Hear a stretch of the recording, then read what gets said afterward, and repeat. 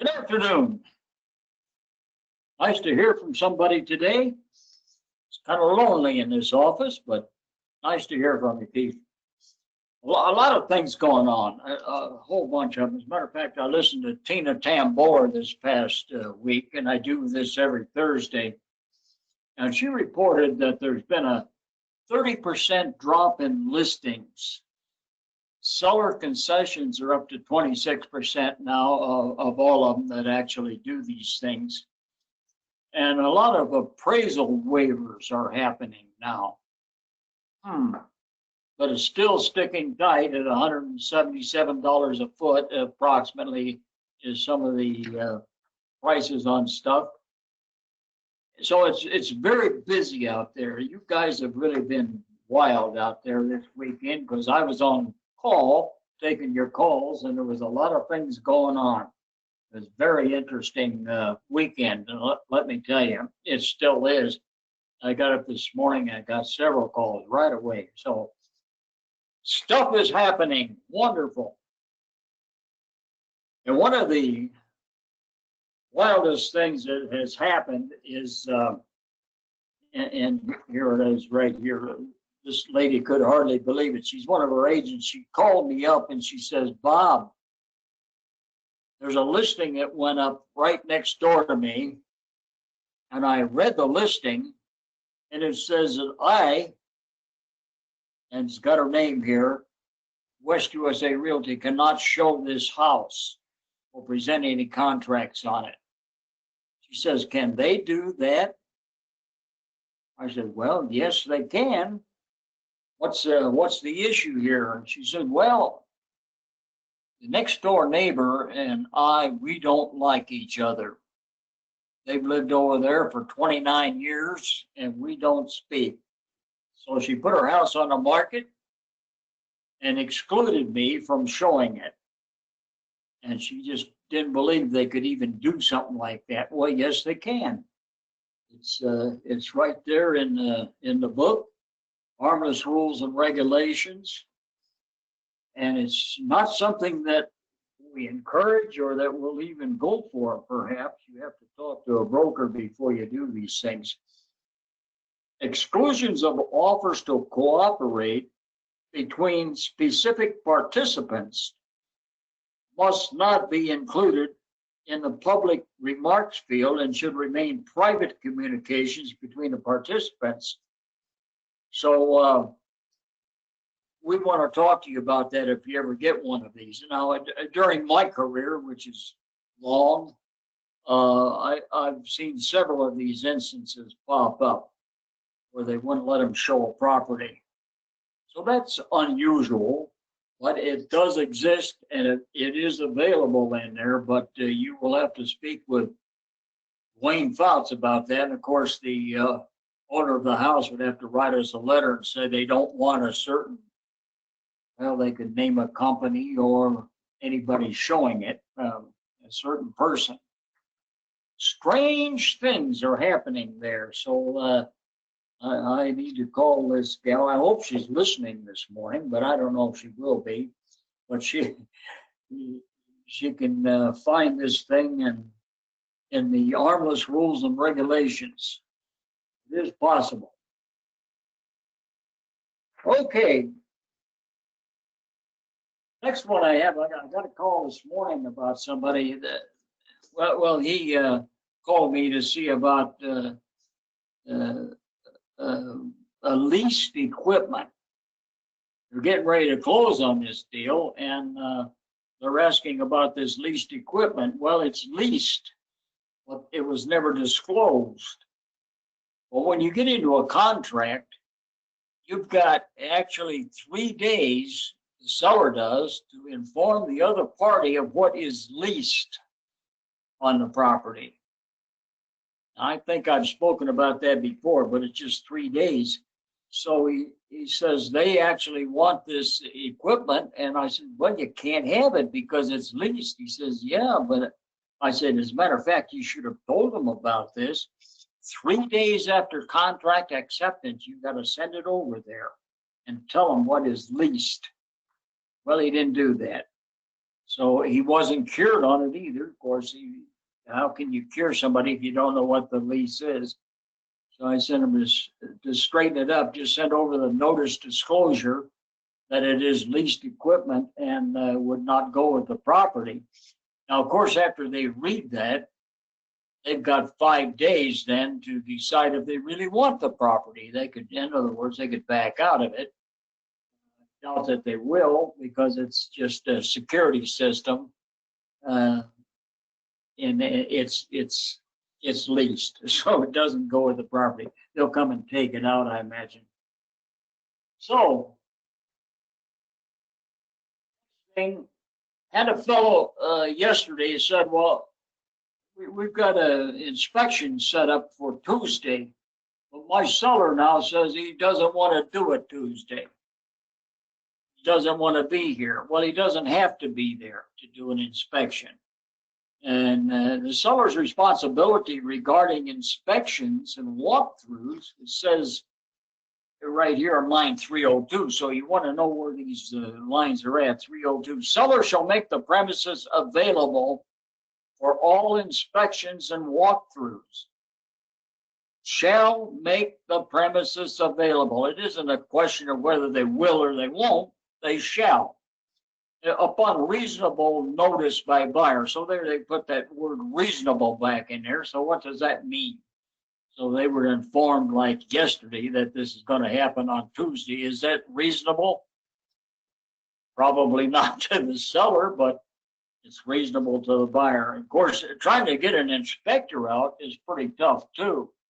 One of the gals called me up and said, Bob, I don't know what I'm going to do. I'm going to close one here, and I think she had 2 weeks to get it closed, and she needed to get an inspection. She says, I can't find an inspector anywhere. So I gave her one. I said, call this dude right now. And she did, and he got lined up and did the inspection yesterday. So it worked out. I'm glad that she called me, because I did have somebody that would be available. And he's a darn good inspector. He's done about 3 inspections for me personally, as a matter of fact. So there's some revisions in the paperwork. So I want you to get on this today. It just came on board today. The counteroffer is revised. So get that out of there and have it ready to go in your system. The HOA condominium planned community addendum, the HOA addendum there, has been revised. So you need to get that out and have it ready to go and read it and understand it. And then the buyer's inspection and seller's response, which is called a BIMSR, drives people crazy. But there it is. It's had some items changed in there. And so you need to take a look at it and understand it. And if you go to Arizona Association of Realtors, you can find a page on this. It calls it revisions. Arizona Association of Realtors revisions, revision updates. And here, this is just for 2020 right here. February, of course, we had the contract revised somewhat, and vacant land and lot purchase contract revised. So, and then maybe you don't even have your revisions up for 2019. So you ought to check this out and make sure you got these revisions up to date in your computer so you can write contracts. This is a lot of stuff to keep up with, but that's why we're here to try to keep you up to date on some things.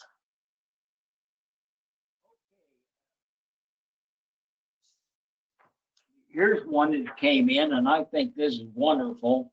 This is a gal that does this kind of work every time. She always sends out something I wrote up many years ago. I don't remember, but I don't think anybody uses it, but it's here. It's a critique of the work. So this is one of the gals from Scottsdale. She does this all the time. She uses these pages here. And one of them is a sale as an agent, and the other one is as a listing agent. And you send those out to them, and what it says here, it says, please mail back an envelope provided or email to bob@westusa.com. See, the questions are there. Then they send it back to me, and I immediately forward it on to the agent. They believe, the client does, that they're responding to me. And of course they are responding to me. I look it over and I send it to the agent so that they can put this in their file. And this one right here is a glowing report. It says, this is an email I've been wanting to write for a couple of weeks. And she's moving her mom, and her mother, who was in her 80s, was a victim of endless amounts of fraud, credit card theft, and elder abuse. 5 credit cards completely maxed out, lost her pension to a shady family member, and owed the IRS tens of thousands of dollars. She needed to move immediately and was weeks away from being homeless and in this global pandemic. So she got a hold of the agent from Scottsdale, and she is really good. She's done a lot of great work over the years. She's been here for years and years. She says here, Dee was so professional every step of the way, but also very kind and patient. She was brilliant in her dealings with the solar company and immediately had numerous investors interested in the property for way more than I dreamed possible. This whole thing had to take a lot of energy, but she never stopped fighting for my mom. The sad tale has a happy ending, thanks to Dee. We closed on the house and got enough out of it to secure my mom an adorable apartment and retirement community. I'm certain there are a few realtors who could have done what she did and would be willing to do what she did. So that's a great letter to have in your files. If you would send out these critiques, they're very effective. A lot of agents used to do it when I was running around going from office to office and doing all the meetings in all these offices, and I pitched these 2 things quite often. And if anybody wants any of this critique stuff, certainly email me. And I'm going to make the email easier. Just go bob@westusa.com. That's easier. And you don't have to try to figure out what my address is, brokerbob@cox.net. You'll get Bob@westusa. It'll come right through to me. Okay. Next item. Here's somebody that took a listing. She knew the guy that owned the property. He had a tenant in there that wanted to buy the property, and she took the listing, and she's been with us for, I don't know, over 20 years. But she also signed up the tenant in there as a, she's going to represent the tenant. But she shouldn't have done that, because now they believe that she can cure all of their problems. But she wrote on the contract that she's merely handling paperwork and is not responsible for anything. Actually, the seller decided to put a new roof on the property before it closed, and he did. But he got himself a handyman or something, and the roof is leaking. And during the February rainstorms and everything, it leaked. Not licensed. There's supposed to be a 30-year warranty on this roof, but they can't seem to get it fixed. They're having problems. And so I talked to the agent, and fortunately she had paperwork in file that takes care of it. And so she's not going to have any problems there. She didn't get paid very much for doing this transaction anyway. But I always pitch this one, and it's a pretty good one, the A106 form, disclosure and release. Or they told them, she told them that they needed to get a home inspection, and they didn't do that. And they didn't get this done, so they signed off on this and said that they understand that they should have done these things, but we're not responsible for anything. The liability. So we're signed off on liability. So she did a good job on that. I'm glad she got that form. A106. I like it. I don't think they demand it anymore in the corporate office there as part of your paperwork, but it's a good one to have. Believe me. Now, what else we got? We got a lot of escalation clauses over this past week here. Everybody's passing them off and wanting to know where they can find it. Of course, they can buy it, find it in Bob's clauses.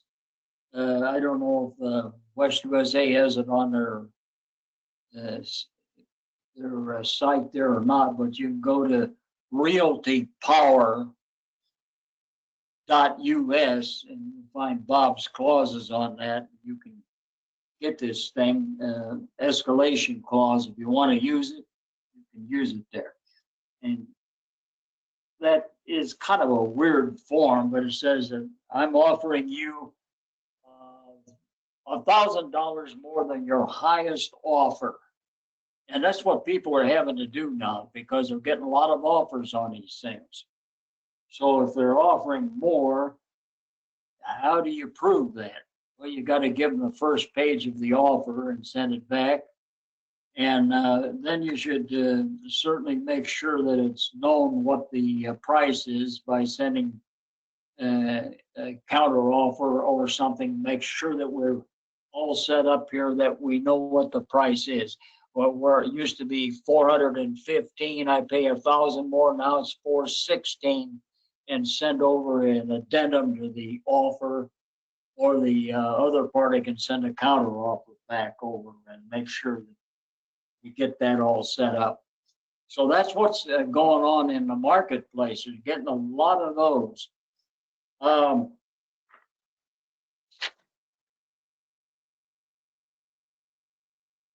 Let's see here. We got somebody that wrote a contract, and they found out later that they couldn't write it because it hadn't been 90 days since these people bought the place.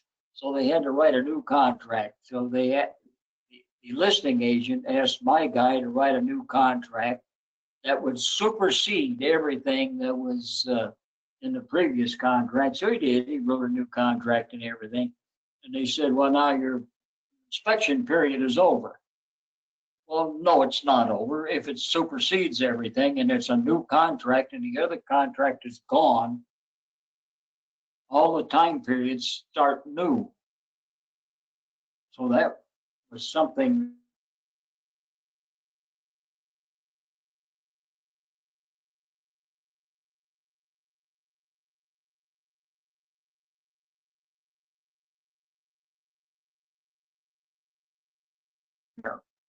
Another fellow called.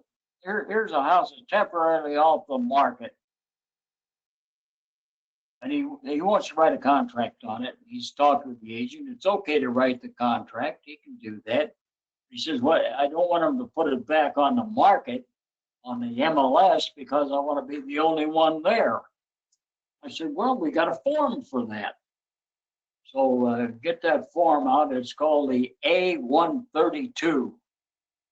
So get that form out and use that. And remember that number, A132. That's so that you get paid. Don't be writing contracts without knowing how you're going to get paid. Of course, some of you give away so darn much of your commission. I wonder if you ever get paid on some of these things. Maybe it's necessary sometimes, but anyway, that's what you got to think about. Here's another lady selling a $900,000 house. The people don't want to sign contracts or anything unless they can live there afterwards, a post-possession. Well, that's not good. Not good at all. And she said, well, actually, the seller doesn't have enough money to move. And they got lots of stuff in this big house. She said, well, we've got a post-possession agreement. She says, well, she come from another company where they used to give them 30 days to use their company agreement. I said, no, I don't want you doing that here. You're supposed to do it in 7 days, but I want you to use the actual lease form. and because this is going to run into 6 weeks or more. So use the lease form so that you can make this happen. You might be able to make it work out if everybody will work together and be happy with it. Why, it might make it. So, and then the buyer pre-closing walkthrough. That's sometimes a problem because people don't do it. That's why it's a problem. And so it was a problem on one where they didn't do the walkthrough. You know what happened? The agent, our agent, called the other agent and said, is the work done? Everything was done? And the other agent said, yeah, it's all done. And she took her word for it and closed escrow without doing the buyer pre-closing walkthrough. Never take their word on the other side. Everybody wants to get the thing closed, but wait a minute, you got some liability here. If you let this go ahead and go, they were not done, the repairs. So I said, call the broker on the other side and ask that repairs be done. And maybe the broker will come to bat there and get this thing handled and take care of it. If not, if you can't get it done and the buyer is, very much irritated, it's going to mean Judge Judy. You're going to have to go to court on the thing, maybe to get it done. And you have some responsibility there too by not doing this buyer pre-closing walkthrough. This is one of the most important forms you can use because if it's not done, there's a cure period notice at the bottom. Well, halfway through there, cure. Got to cure them. They've got a chance to get in there and get it done. And send a copy of that to the title company, showing them that there's a possible breach of contract here if we can't get this work done in 3 days. So be careful with this stuff. Make sure that it gets done. Oh, another fella here sent him. Actually, he's got a nice house for sale. It was built in 1966, so it was built a long time ago out there in Sun City. And the people that bought it sent over a Benzer. And they wanted the sewer to be replaced from the house to the street. So my guy, this guy's good. This guy is good. So he went, got a camera shoved down that sewer and checked it out. And there was not a problem anywhere with that sewer. So does he have to do that? No, that's not a repair. So I said, don't forget repairs. It's for repairs, not rehabilitation or whatever they want. So if they want a new sewer, they need to buy it themselves, but not on that deal. It's for repairs. When you fill out these benzers, make sure that it's for repairs. And then one other fella, he got a benzer and he said, we want you to do one job. I forgot what it was. It wasn't much, but we want you to use a licensed contractor. I said, well, reply back to them. The repairs will be done per the purchase contract. And you know what that says? It says in a workmanlike manner. So if you take care of that, you don't have to have a licensed contractor. And just a workmanlike manner, make sure you get it done and let them inspect it. If